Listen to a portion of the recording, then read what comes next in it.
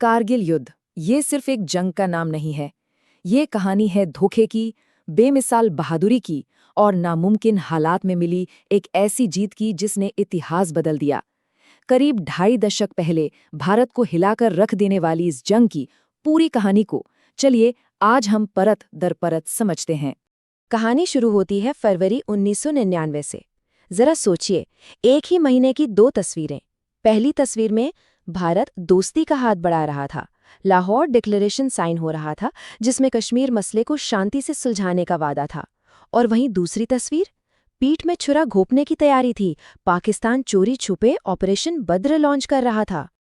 ये एक धोखे वाली शांति थी। मतलब एक तरफ प्रधानमंत्री अटल बिहारी वाजपेयी शांति का पैगाम लेकर बस से लाहौर की ऐतिहासिक यात्रा कर रहे थे और ठीक उसी वक्त दूसरी तरफ पाकिस्तानी सेना लाइन ऑफ कंट्रोल पार करके भारतीय चौकियों पर कब्जा करने का पूरा प्लान बना चुकी थी। और इस धोखे को एक कोड नेम दिया गया था ऑपरेशन बद्र। इसके तहत पाकिस्तान ने करीब 5,000 सैनिकों और अपने पैरामिलिट्री फोर्सेस को LOC के पार भेजा। इनका मकसद था सर्दियों के मौसम में जो ऊंची रणनीतिक चोटियां भारतीय सेना खाली करती थी उन पर चुपचाप जाके कब्जा कर लेना। तो सवाल ये है कि इन बर्फीले पहाड़ों पर बैठे दुश्मन का पता चला कैसे? इसकी कहानी भी बड़ी दिलचस्प है। ये एक आम चरवाहे से शुरू होती है जिसकी एक छोटी सी जानकारी ने पूरे देश को अलर्ट पर डाल दिया। बात है मई 1999 की शुरुआत की।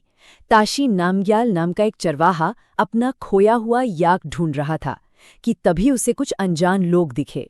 उसे शक हुआ और उसने फौरन जाके इंडियन आर्मी को खबर कर दी। जब एक इंडियन आर्मी की पेट्रोलिंग पार्टी जांच के लिए गई तो उन पर घात लगाकर हमला किया गया। बस यहीं से साफ हो गया कि ये कोई छोटी मोटी घुसपैठ नहीं बल्कि एक बड़ा हमला है। और यहीं से शुरू हुआ भारत का ऑपरेशन विजय। लेकिन ये लड़ाई शुरू से ही बहुत बहुत मुश्किल थी। इंडियन फोर्सेस के सामने ऐसी चुनौतियां थीं जहां दुश्मन को हर तरह से बढ़त हासिल थी। इस मुश्किल को अगर एक लाइन में समझना हो तो ये कुछ ऐसा था मानो कोई दुश्मन पहले से ही सीढ़ियों के टॉप पर खड़ा हो और आपको एकदम नीचे से लड़ते हुए ऊपर जाना हो। दुश्मन ऊपर मजबूत चोटियों पर था और हमारे सैनिक नीचे खुली घाटियों में। एडवांटेज पूरी तरह से दुश्मन के पास था। भारत के सामने मुश्किलें पहाड़ जैसी थीं, सचमुच। दुश्मन 18,000 फीट की ऊंचाई पर मजबूत बंकरों में बैठा था। वहां से नीचे की हर हरकत पर उसकी सीधी नजर थी। और इतना ही नहीं, डिप्लोमैटिक मोर्चे पर पाकिस्तान पूरी दुनिया से सफेद झूठ बोल रहा था। कह रहा था कि ये उसकी सेना नहीं बल्कि कुछ मुजाहिदीन हैं। इसी धोखे और मुश्किल पोजीशन की वजह से शुरुआती हमलों में भारत को बहुत भारी नुकसान उठाना पड़ा। लेकिन फिर बाजी पलटी। 2 ऐसी चीजें हुईं जिन्होंने इस युद्ध का रुख ही मोड़ कर रख दिया। एक मैदान जंग में और दूसरी इंटेलिजेंस की दुनिया में।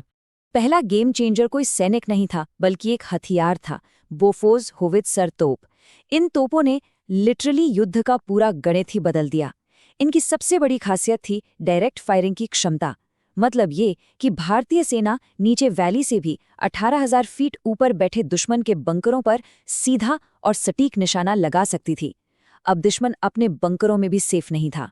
ठीक है, ये तो हुई जंग के मैदान की बात, लेकिन उस झूठ का क्या जो पाकिस्तान दुनिया से बोल रहा था? उस झूठ का पर्दाफाश कैसे हुआ? सबूत कहाँ से आया? इसका जवाब मिला सिर्फ एक फोन कॉल से। हुआ ये कि हमारी इंटेलिजेंस एजेंसी रॉ ने Pakistani army chief general Parvez Musharraf और उनके एक साथी जनरल अजीज खान की फ़ोन कॉल को इंटरसेप्ट कर लिया। मुशर्रफ उस वक्त चीन में थे और फ़ोन पर कारगिल में अपनी सेना की घुसपैठ पर बड़ी बड़ी बातें कर रहे थे। बस ये टेप वो स्मोकिंग गन सबूत था जिसने साफ कर दिया कि ये कोई आतंकवादी नहीं बल्कि खुद पाकिस्तानी सेना का हमला है। अब हम बात करते हैं कारगिल युद्ध की सबसे अहम, सबसे मुश्किल और सबसे निर्णायक लड़ाई की, द बैटल फॉर टाइगर हिल। आखिर टाइगर हिल इतना जरूरी क्यों था? देखिए, ये उस इलाके की सबसे ऊंची चोटियों में से एक थी और यहाँ से नेशनल हाईवे 1D यानी लद्दाख और सियाचिन तक रसद पहुंचाने वाली मेन सप्लाई लाइन बिल्कुल सीधी नजर आती थी। मतलब टाइगर हिल पर दुश्मन का कब्जा यानी हमारी सप्लाई लाइन का कटना। इसलिए भारत की जीत के लिए इसे वापस लेना नॉन नेगोशिएबल था। तो टाइगर हिल पर हमले की रणनीति भी एकदम मल्टी लेयर्ड थी। सबसे पहले एयरफोर्स के विमानों ने उड़ान भरकर दुश्मन की सही पोजीशंस का पता लगाया। फिर बोफोर्स तोपों ने ऊपर बैठे दुश्मनों पर जबरदस्त बमबारी शुरू की ताकि वो संभल ना पाएं। और फिर इसी तोपखाने की फायरिंग की आड़ में हमारे सैनिकों ने अंधेरे का फायदा उठाते हुए उस खतरनाक चढ़ाई को चढ़ना शुरू किया। तो एक तरफ मैदान में टाइगर हिल जैसी जीत मिल रही थी और दूसरी तरफ डिप्लोमेसी अपना काम कर रही थी। इन दोनों ने मिलकर ही इस जंग का अंजाम लिखा। याद है वो फोन कॉल की टेप? भारत ने वो टेप अमेरिका समेत दुनिया के बड़े देशों को दी। अब अमेरिका के पास पाकिस्तान के झूठ का पक्का सबूत था। तब के अमेरिकी प्रेसिडेंट बिल क्लिंटन ने पाकिस्तानी पीएम नवाज शरीफ को सीधा अल्टीमेटम दिया, बिना किसी शर्त के अपनी फौज वापस बुलाओ, वरना अंजाम के लिए सिर्फ और सिर्फ पाकिस्तान जिम्मेदार होगा। और जब ये जंग खत्म हुई तो इसकी कीमत और इसका पैमाना कुछ आंकड़े बयान करते हैं। ये युद्ध पूरे 84 दिनों तक चला, 84 डेज उन बर्फीले जानलेवा पहाड़ों पर। इस शानदार जीत के लिए भारत के 527 वीर जवानों ने अपना सर्वोच्च बलिदान दिया। दूसरी तरफ पाकिस्तान के करीब 2000 सैनिक मारे गए। एक ऐसा सच जिसे पाकिस्तानी सरकार ने लंबे समय तक न सिर्फ दुनिया से बल्कि अपने ही लोगों से छुपाया। और अब एक ऐसा आंकड़ा जो इस जंग की भीषणता बताता है।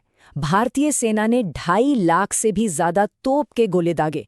ऐसा कहा जाता है कि सेकेंड वर्ल्ड वॉर के बाद ये दुनिया में कहीं भी हुई सबसे इंटेंस आर्टिलरी बम्बार्डमेंट थी। और आखिरकार वो दिन आया, 26 जुलाई 1999। भारतीय सेना ने ऑफिशियली ऑपरेशन विजय के सफलतापूर्वक पूरा होने की घोषणा की। युद्ध खत्म हो चुका था, भारत जीत चुका था। तो आखिर में ये कहानी एक सवाल छोड़ जाती है। कारगिल की ये जीत हमें मिलिट्री की बहादुरी, इंटेलिजेंस की ताकत और इंटरनेशनल डिप्लोमेसी के जरूरी तालमेल के बारे में आखिर क्या सिखाती है?